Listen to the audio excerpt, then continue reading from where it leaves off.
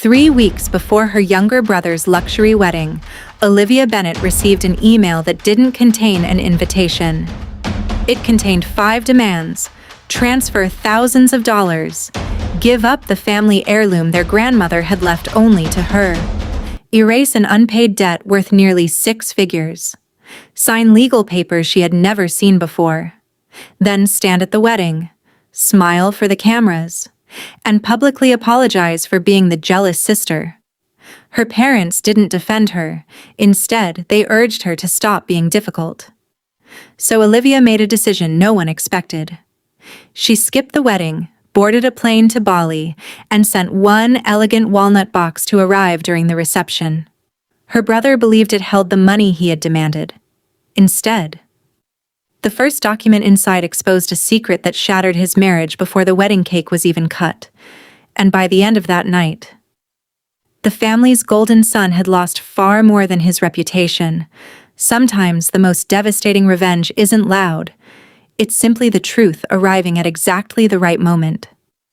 But long before the wedding, Olivia had spent years protecting the very brother who would eventually try to steal her future. And that betrayal began with one phone call in the middle of the night. 3 weeks before the wedding, Olivia Bennet was finishing paperwork at her downtown office when a notification appeared on her laptop. The sender was her older brother, Ethan Bennet. The subject line read, "Requirements for your attendance." At first, she smiled. It sounded exactly like Ethan's sarcastic sense of humor. But the smile disappeared the moment she opened the attachment. A neatly formatted document listed 5 non-negotiable conditions. Every demand was more humiliating than the last. He wanted $35,000 transferred into a wedding account within 72 hours. He demanded that Olivia permanently erase the $92,000 he still owed her from a failed business. He expected their late grandmother's emerald bracelet, a keepsake specifically left to Olivia, to be handed to his fiancé during the rehearsal dinner. He ordered her to wear a dress chosen for her, attend alone, surrender her phone before the ceremony, and sit at the back of the reception so she wouldn't create unnecessary conversations. The final condition was the cruelest. Olivia was expected to stand in front of both families and read a prepared speech admitting that jealousy had made her resent Ethan's success. At the bottom of the page, one sentence waited like a signature beneath a contract. "Complete every condition, and perhaps you'll deserve to celebrate with us." Her parents had been copied on the email. For several minutes, neither of them replied. Then her mother's response arrived. "Please don't turn this into another family problem. Your brother deserves one perfect weekend." A minute later, her father added only one sentence. "Sometimes peace is worth more than pride." Olivia quietly closed the laptop, not because she agreed, but because something inside her had finally stopped breaking. Olivia rereads the document in stunned silence. Her phone vibrates with her parents' replies. She slowly closes the laptop and stares out the office window as the city lights begin to glow. The cruelest betrayals rarely come from strangers. They arrive with familiar names and family expectations. But those 5 demands were only the surface. Hidden inside one legal document was a sentence that could destroy Olivia's financial future. And she wouldn't discover it until it was almost too late. Olivia had learned years earlier that whenever Ethan made a reckless decision, someone else was expected to pay the price. That someone was almost always her. When she was 18, Ethan borrowed their father's pickup after a graduation party, even though he'd been drinking. Before sunrise, he crashed the truck into a stone fence a few blocks from home. Terrified of facing their father, Ethan called only one person, Olivia. Without asking questions, she met him in the cold darkness and helped tow the damaged truck back before anyone woke up. The next morning, Ethan stayed silent, and Olivia accepted the blame. Their parents grounded her for months, suspended her driving privileges, and made her work weekends to help cover the repair costs. Ethan hugged her afterward and whispered the words she wanted to believe. I'll make this right someday. He never did. Years passed, but the pattern never changed. When Ethan abandoned college to launch a trendy restaurant, their parents called it an investment in his future. They pressured Olivia into helping because she had built a successful career in corporate compliance. Reluctantly, she loaned him $92,000, protected by a signed repayment agreement. For 4 months, the payments arrived on time. Then they slowed. Soon, they stopped altogether. Within a year, the restaurant closed its doors. Ethan blamed rising costs, bad timing, unreliable staff. Everyone except himself. Their parents begged Olivia to forgive the debt. She refused to erase it, but she also refused to sue. She convinced herself that preserving the family mattered more than recovering the money. Only later would she realize. Every act of mercy had simply taught Ethan that her kindness had no limits. Flashback to a rainy night as Olivia helps move the wrecked pickup. Young Olivia silently accepts punishment while Ethan watches from the doorway. Years later, Ethan celebrates his restaurant opening while Olivia signs the loan agreement. The restaurant eventually closes, leaving unpaid bills and broken promises. Every time Olivia protected Ethan from the consequences of his choices, she unknowingly prepared him to ask for something even bigger. By the time Ethan announced his engagement, he wasn't just hiding unpaid debts. He was hiding a lie so dangerous that it could destroy more than a wedding. It could ruin Olivia's entire financial future. Ethan's engagement to Claire Weston looked like the beginning of a perfect life. Claire came from a respected business family, and everyone admired her intelligence, warmth, and quiet confidence. To her, Ethan presented himself as a successful entrepreneur who had overcome a few temporary setbacks. He never mentioned the unpaid loan. He never admitted that most of his success had been financed by his sister's sacrifices.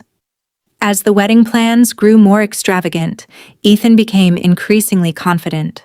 Luxury venue, designer flowers, live orchestra, private transportation. Every detail was meant to project wealth and success. Then, just 2 months before the ceremony, Ethan casually asked Olivia for another $25,000. She declined without hesitation. To her surprise, he simply smiled and said he understood. 3 weeks later, the email arrived. Only this time, Olivia refused to read it with emotion. She read it like a compliance officer reviewing a contract. That decision changed everything. Attached to the email was a legal release Ethan insisted she sign. At first glance, it appeared to erase the old restaurant loan. But buried deep inside the document was a paragraph that stopped her cold. The wording stated that Olivia acknowledged and accepted all previous financial commitments connected to Ethan's wedding project. The sentence felt strangely vague. Too vague. Why would anyone need that kind of protection unless there was something they were trying to hide? A chill ran down her spine.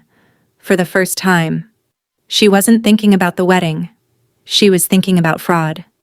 Instead of replying to Ethan, Olivia forwarded every document to her closest friend, Maya, an accountant known for spotting problems others overlooked. Less than 10 minutes later, Maya called.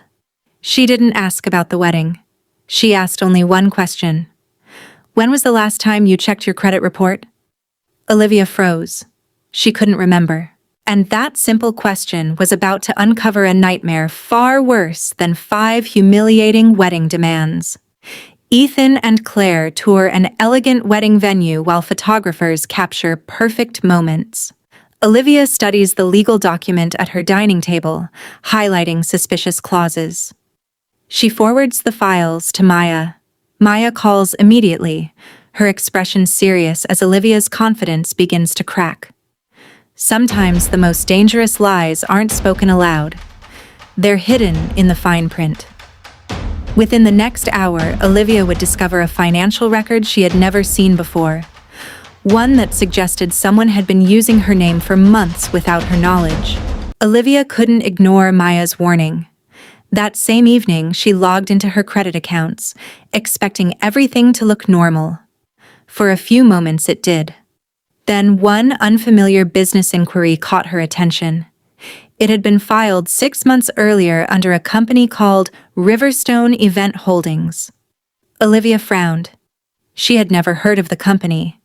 Yet the application was connected to the address of her previous apartment, an address Ethan knew well. Her heartbeat quickened. Without wasting another second, she searched the state's business records. Ethan's name appeared as the company's managing member. Maya immediately urged her to stop investigating on her own and contact an attorney. The following morning, Olivia met with lawyer Priya Shah. After reviewing every document, Priya contacted the lender's fraud department. The answer arrived quickly. A business credit line had been approved with Olivia listed as the personal guarantor. The limit had grown to nearly $120,000. Most of it had already been spent. The application contained a scanned copy of Olivia's signature, tax documents she had once trusted Ethan with, and paperwork claiming she owned part of the business. She owned nothing. She had never signed anything. As Priya reviewed the payment history, Olivia felt her stomach tighten. Large transfers had paid for the luxury wedding venue, designer flowers, transportation, even Ethan's personal expenses. In that moment, every demand inside the wedding email finally made sense. Ethan wasn't asking for forgiveness. He was trying to erase the evidence before anyone discovered the truth. What Olivia thought was family manipulation had become a criminal investigation, but exposing Ethan would also expose the lies he had been telling his fiancée for months. And Olivia had only one chance to reveal the truth. Olivia spent the next morning doing something Ethan never expected. She stopped arguing. Instead, she started documenting. On Priya's advice, she froze her credit, changed every financial password, notified her employer's legal department, and filed an identity theft report. Every email, every text message, every document connected to Ethan was saved in a secure folder. She wasn't preparing for a family discussion anymore. She was preparing for a legal battle. Meanwhile, her phone refused to stay silent. Her mother called again and again. At first, her voice sounded gentle, then disappointed. Finally, angry. She insisted Ethan was under enormous pressure and begged Olivia not to ruin the happiest week of his life. Her father left a shorter message. Families don't solve problems through lawyers. Olivia almost laughed. For years, the family had expected written agreements to matter only when they benefited Ethan. Now that the law protected her, suddenly lawyers were the problem. Late that afternoon, another message appeared. It was from Ethan. I know you've seen the documents. Stop acting dramatic. Sign everything tonight, send the money tomorrow, and this disappears.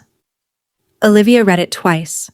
Not because she was considering it, but because every sentence revealed the same thing. Ethan wasn't denying anything. He was still trying to control the outcome. Without replying, she forwarded the message to Priya. A few minutes later, Priya responded with only one sentence. Keep every message. He's creating evidence for us. Olivia placed the phone face down. For the first time in years, she realized she didn't have to defend herself. She only had to tell the truth. The moment Olivia stopped explaining herself, Ethan began exposing himself. That evening, while packing for Bali, Olivia made one unexpected decision. If Ethan wanted a wedding gift, he was going to receive one he would never forget. That evening, Olivia opened the suitcase she had packed for Bali. For a moment, she hesitated. Years earlier, she had canceled that same trip to rescue Ethan's failing business. This time, she zipped the suitcase shut. She wasn't canceling her life again. Instead of wiring money, Olivia ordered a handcrafted walnut document box. A small brass plate on the lid carried a simple inscription. For the future you chose. Inside, she carefully arranged its contents. The first document was her sworn identity theft affidavit. The second showed the business credit application bearing the forged signature. The third was a formal notice demanding that Ethan preserve every email, financial record, and business file related to the investigation. Beneath those papers rested a sealed envelope addressed to Ethan's fiancée, Claire. It contained copies of Ethan's messages demanding money, pressuring Olivia to sign the legal release, and claiming she had agreed to finance part of the wedding. Olivia wrote only a few lines of her own. "You deserve to know the truth before you build a future on someone else's lies." Finally, she placed her grandmother's emerald bracelet inside its velvet case. Beside it lay a copy of the will proving the bracelet belonged to her alone. Another brief note explained why it was there. A promise means nothing when it involves something that was never yours to give. Before sealing the box, Olivia paused. She wasn't sending revenge. She was sending evidence to the people whose lives had been built around Ethan's deception. The following morning, she texted Ethan one final time. "I won't be attending your wedding. Any future financial communication must go through my attorney. Your gift will arrive during the reception." His reply came less than a minute later. "Stop pretending, you'll be there." Then the call started. Olivia declined every one. Ethan believed the box contained the money that would save his image. He never imagined it contained the truth that would destroy it. While Olivia's plane lifted into the clouds. Across town, Ethan was confidently telling his future in-laws that his successful sister had already taken care of everything. He had no idea the same gift he was bragging about was already on its way. The morning of the wedding, Olivia was thousands of miles away. While vows were exchanged beneath the California sun, she was watching the first light spread across the rice fields of Bali. For the first time in years, someone else's emergency wasn't stealing her peace. Her phone stayed on silent. Back home, Ethan was enjoying the happiest day of his life, or so he believed. He moved confidently through the reception, shaking hands, posing for photographs, and thanking guests for celebrating with them. Whenever someone asked about Olivia, his answer came without hesitation. She couldn't make it because of work, but she made sure her gift arrived. The statement drew approving smiles. It was exactly the image Ethan wanted everyone to remember. After dinner, the lights dimmed for the evening speeches. The master of ceremonies invited the newlyweds to the center of the ballroom. Nearly 200 guests turned toward the stage. Ethan adjusted his jacket, accepted the microphone, and thanked both families for believing in their future together. Then, with a confident smile, he raised one hand toward the entrance. "Before we cut the cake, my sister has one last surprise for us."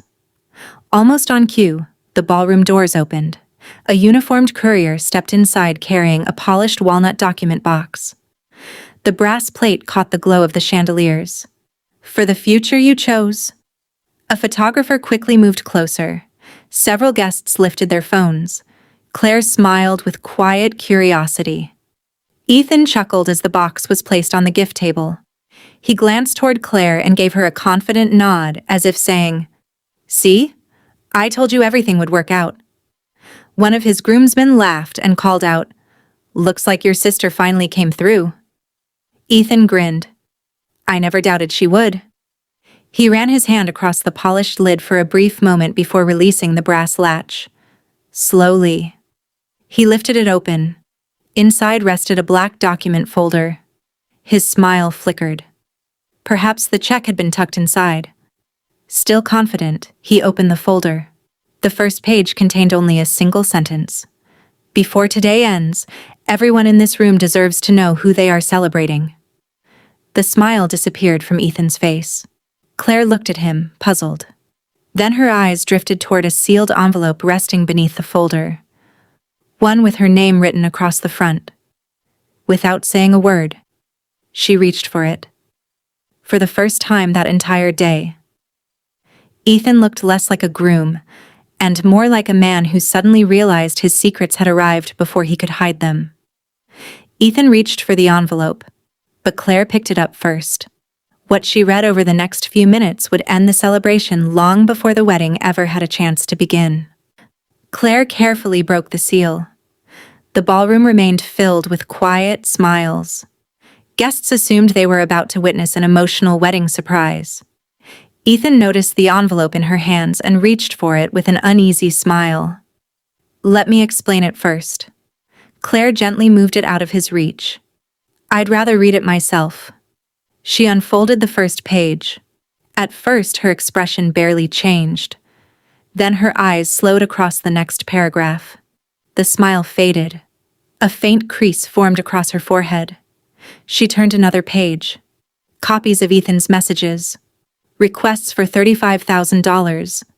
Demands that Olivia forgive the unpaid loan. Instructions ordering her to sign legal documents only days before the wedding. Beneath them rested a short letter. "Claire, you deserve the truth before your future is built on decisions I never agreed to make. Everything enclosed here can be verified independently. After that, the choice is entirely yours." Claire lowered the letter. She looked at Ethan, not with anger, but with hope. Hope that somehow there was an explanation that made all of this impossible. Quietly, she picked up the next document. It was the disputed guarantor agreement. Attached behind it was Olivia's sworn affidavit denying she had ever signed it. Claire searched Ethan's face for several long seconds. "Did you ask your own sister to accept responsibility for something she never signed?" The question hung in the air. Ethan forced a nervous laugh. "You're only seeing part of the story." He stepped closer. "Olivia works in finance. She understood everything. She's upset because she changed her mind at the last minute." Claire didn't answer. Instead, she lifted another page. Printed across it were screenshots of Ethan's own messages. "Sign everything tonight. Transfer the money tomorrow. After that, nobody has to know." His exact words, his exact phone number, his exact timestamps. Ethan's confidence finally cracked. "Those messages are out of context," he said quickly. "She left out everything that happened before." Claire's father quietly walked to the table. He read the pages one by one. When he finished, he looked directly at Ethan. "Then unlock your phone. Show us the complete conversation." For the first time that evening, Ethan didn't move. His silence answered the question before anyone else could. Claire slowly closed the folder. When Ethan reached toward it again, she took one step backward. "Don't." She didn't raise her voice. She didn't need to. Across the ballroom, conversations faded. The photographer lowered his camera. The musicians stopped playing. Even the servers paused between tables. No announcement had been made. No one had been asked to stop. The truth had simply become too loud to ignore. Ethan had spent years rewriting every story in his favor, until the only version left was the one written by his own hands. A few moments later, Claire quietly slipped her wedding ring from her finger, and before midnight, the celebration would end with half the guests leaving in stunned silence. Claire didn't make a scene. She quietly removed her wedding ring, placed it on the gift table, and looked at Ethan one final time. "Until every financial claim has been investigated, this marriage goes no further." Then she walked toward her parents. No shouting. No dramatic accusations. Only silence. Some guests followed her. Others remained frozen, unsure whether the reception had officially ended. Within minutes, the ballroom that had been filled with celebration became a room full of unanswered questions. The speeches were canceled. The musicians packed away their instruments. The wedding cake remained untouched. Ethan moved from table to table, insisting everything was a misunderstanding. But every explanation collided with the same problem. His own messages, his own signatures, his own choices. Thousands of miles away, Olivia knew nothing about the chaos unfolding. She spent that evening walking through the quiet streets of Ubud. For the first time in years, she wasn't waiting for another desperate phone call asking her to rescue someone else. The following morning, she finally turned her phone back on. Dozens of missed calls filled the screen. Most were from Ethan. Several came from her parents. One message from Priya sat at the top. The documents were delivered as planned. Claire left with her family. The investigators have taken over. Olivia read the message once, smiled quietly, then slipped the phone back into her pocket. She looked across the rice fields as the morning breeze rolled through them. Not because every problem had disappeared, but because they no longer belonged to her. Over the following months, the investigations quietly unfolded. The lender removed Olivia from the fraudulent guarantee after confirming she had never authorized it. Priya continued recovering the unpaid business loan while investigators traced the forged documents. The luxury home Ethan had proudly shown to friends was listed for sale only weeks after the investigation became public. Soon after, the sports car he once treated as a symbol of success disappeared from his driveway. By the end of the case, Ethan accepted responsibility for financial crimes involving forged documents and false lending information. His reputation collapsed long before the court delivered its decision. Olivia's relationship with her parents recovered much more slowly. Trust could not be rebuilt with promises alone. She established clear boundaries. No more guilt, no more pressure, no more sacrifices disguised as family loyalty. Months later, Olivia opened the velvet box containing her grandmother's emerald bracelet. For the first time, she wasn't protecting it from someone else. She was simply enjoying the gift her grandmother had intended for her all along. Some people later called what happened at the wedding revenge. Olivia never saw it that way. She hadn't destroyed Ethan's future. She had simply stopped protecting the lies that were destroying it already. The walnut box didn't end a marriage. It ended the illusion that the truth could be buried forever. Sometimes revenge isn't winning. It's finally refusing to carry the weight someone else created. If this story kept you watching until the very end, thank you for being here. Sometimes the greatest revenge isn't anger. It's choosing self-respect over silence. If you enjoyed this story, don't forget to like, subscribe, and turn on the notification bell so you never miss a new episode from Revenge Diary. If this story reminded you that truth is stronger than manipulation, share it with someone who needs that reminder today. Until next time, stay strong, stay wise, and remember, the truth may arrive quietly, but it always leaves the deepest mark. Thanks for watching.